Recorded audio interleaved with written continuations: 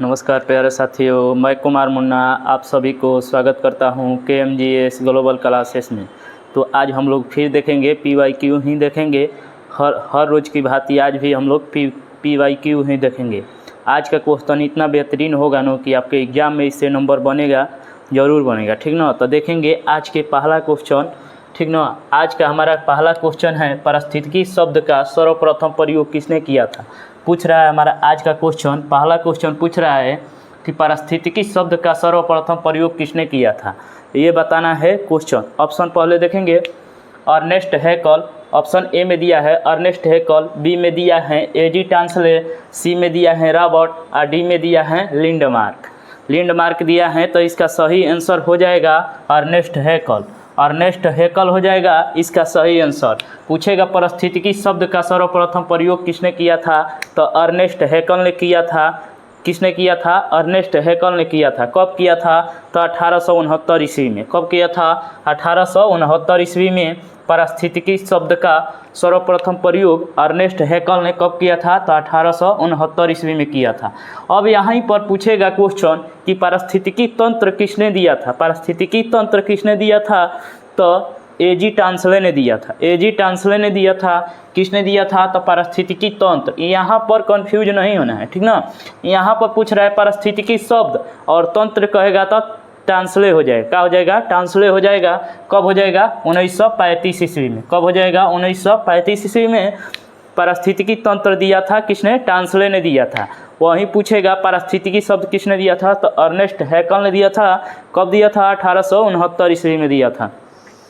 अब देखेंगे आगे 10% ऊर्जा पिरामिड किसने दिया था? 10% का नियम किसने दिया था? तो लिंडमार्क ने दिया था। किसने दिया था? लिंडमार्क ने दिया था 10%। इसमें बताया गया था कि कोई भी जीव जो दूसरे जीव को खाता है मारकर, उससे 10% ऊर्जा का स्थानांतरण होगा। क्या होगा? ऊर्जा का स्थानांतरण 10% होते जाएगा। वो जीव मारेगा उसको, दूसरा जीव उसको मार के खाएगा। इसी तरह ऊर्जा का स्थानांतरण होते रहेगा। यह किसने दिया था? तो लिंडमार्क ने दिया था, ठीक ना। तो अब देखेंगे विश्व का सबसे बड़ा पारिस्थितिकी तंत्र पूछेगा, कौन होगा? तो समुद्र हो जाएगा या महासागर, ठीक ना। पूछेगा विश्व का सबसे बड़ा पारिस्थितिकी तंत्र कौन सा है, तो समुद्र हो जाएगा या महासागर। समुद्र या महासागर एक ही बात है, ठीक ना। पूछेगा स्थल पर पिरामिड कैसा बनता है। स्थल पर पिरामिड कैसा बनता है, तो सीधा बनता है। वहीं पूछेगा जल पिरामिड कैसा बनता है, तो उल्टा बनता है। कैसा बनता है? उल्टा बनता है। स्थल पिरामिड कैसा बनता है? सदैव सीधा बनता है। वहीं जल पिरामिड पूछेगा तो उल्टा बनता है, ठीक ना। बढ़ेंगे, अगला क्वेश्चन देखेंगे। अहोम विद्रोह किस राज्य में हुआ था? अहोम जो विद्रोह हुआ था वह किस राज्य में हुआ था? भारत के 28 राज्य हैं, उसमें से किस राज्य में हुआ था, तो बताना है। ऑप्शन ए में है बंगाल, बी में उड़ीसा, सी में छोटा नागपुर और डी में असम। तो ई हो जाएगा इसका आंसर, असम हो जाएगा। असम हो जाएगा। अहोम विद्रोह कहाँ हुआ था? तो असम में हुआ था। वहीं पर एक और विद्रोह हुआ था पागलपंथी। पूछेगा पागलपंथी कहाँ हुआ था, तो असम में हुआ था, ठीक ना। अहोम विद्रोह कहाँ हुआ था, तो असम में हुआ था। पागलपंथी कहाँ हुआ था, तो असम में हुआ था। अब देखेंगे बंगाल में भी विद्रोह हुआ था, फकीर विद्रोह। सभी फकीर कहाँ घूमते हैं, तो बंगाल में घूमते हैं, ठीक ना। फकीर विद्रोह याद करने के लिए बता रहे हैं। फकीर सब कहाँ घूमते हैं, बंगाल में घूमते हैं, ठीक ना। फकीर विद्रोह कहाँ हुआ था, तो बंगाल में हुआ था। वहीं पूछेगा अगला क्वेश्चन, पाइका विद्रोह कहाँ हुआ था, तो उड़ीसा में हुआ था। कहाँ हुआ था? उड़ीसा में हुआ था पाइका विद्रोह कहाँ हुआ था? उड़ीसा में हुआ था। फकीर विद्रोह कहाँ हुआ था? बंगाल में हुआ था। वहीं पूछेगा कोल विद्रोह कहाँ हुआ था, तो छोटा नागपुर में हुआ था। कहाँ हुआ? छोटा नागपुर में हुआ था कोल विद्रोह कहाँ हुआ था, तो छोटा नागपुर विद्रोह हुआ था, ठीक ना। छोटा नागपुर में कोल विद्रोह हुआ था। वहीं पूछेगा मोपला विद्रोह कहाँ हुआ था, तो केरल में हुआ था, ठीक ना। मोपला विद्रोह कहाँ हुआ था, तो केरल में हुआ था। वहीं पूछेगा फकीर विद्रोह कहाँ हुआ था, तो बंगाल में हुआ था। पूछेगा पाइका विद्रोह कहाँ हुआ था, तो उड़ीसा में हुआ था। पूछेगा कोल विद्रोह कहाँ हुआ था, तो छोटा नागपुर में हुआ था। वहीं पूछेगा पागलपंथी अहोम विद्रोह कहाँ हुआ था, तो असम में हुआ था, ठीक ना। अब बढ़ेंगे आगे, देखेंगे क्वेश्चन। प्रथम गोलमेज सम्मेलन कब हुआ था, पूछेगा हमारा कि प्रथम गोलमेज सम्मेलन कब हुआ था। तो ऑप्शन ए में दिया है 12 नवंबर 1930, बी में दिया है 7 दिसंबर 1930 और सी में दिया है 17 नवंबर 1932 और डी में दिया है 8 अगस्त 1940। तो इसका सही आंसर हो जाएगा 12 नवंबर 1930। 12 नवंबर 1930 को पहला गोलमेज सम्मेलन हुआ था, ठीक ना। कब हुआ था, तो 12 नवंबर 1930 पहला गोलमेज सम्मेलन हुआ था।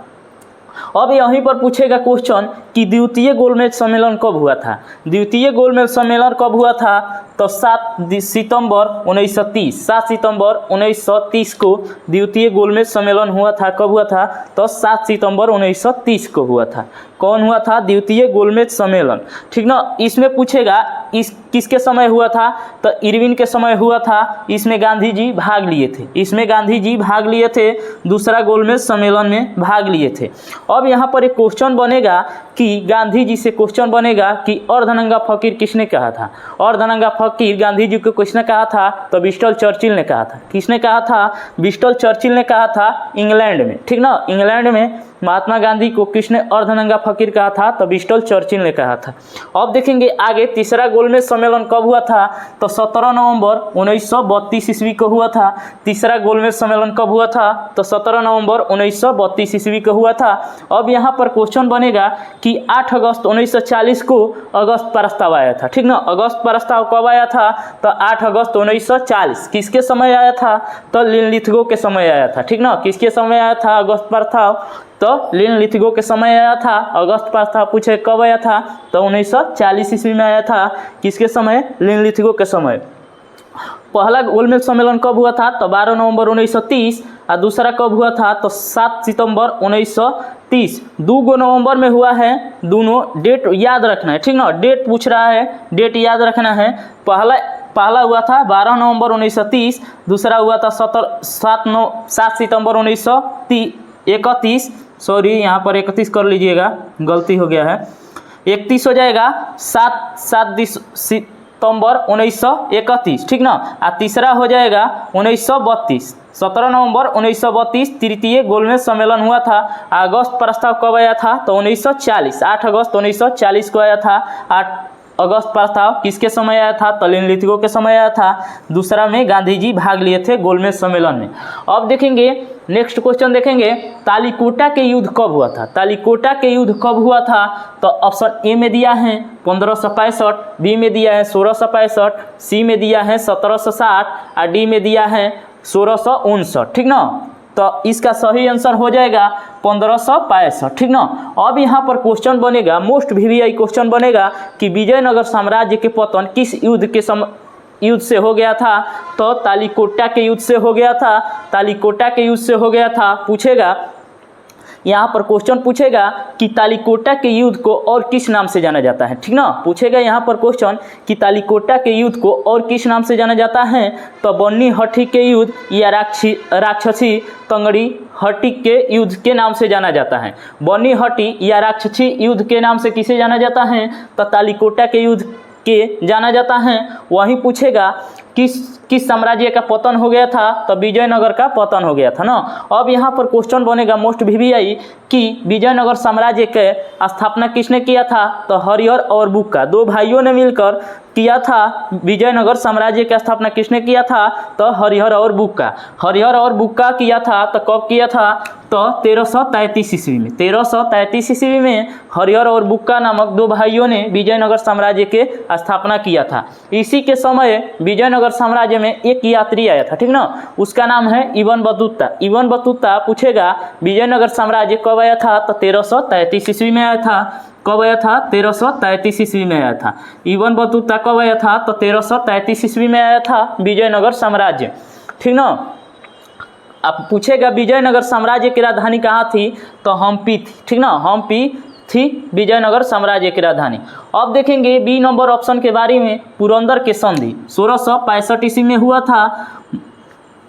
कब हुआ था? तो 1665 ईस्वी में हुआ था। पुरंदर के संधि कब हुआ था? तो 1665 ईस्वी में हुआ था। अब यहीं पर पूछेगा वांडीवास के युद्ध कब हुआ था? तो 1760 ईस्वी में हुआ था वांडीवास के युद्ध, ठीक ना। वांडीवास के युद्ध पूछेगा कब हुआ था? तो 1760 ईस्वी में हुआ था। पुरंदर के संधि कब हुआ था? तो 1665 ईस्वी में हुआ था।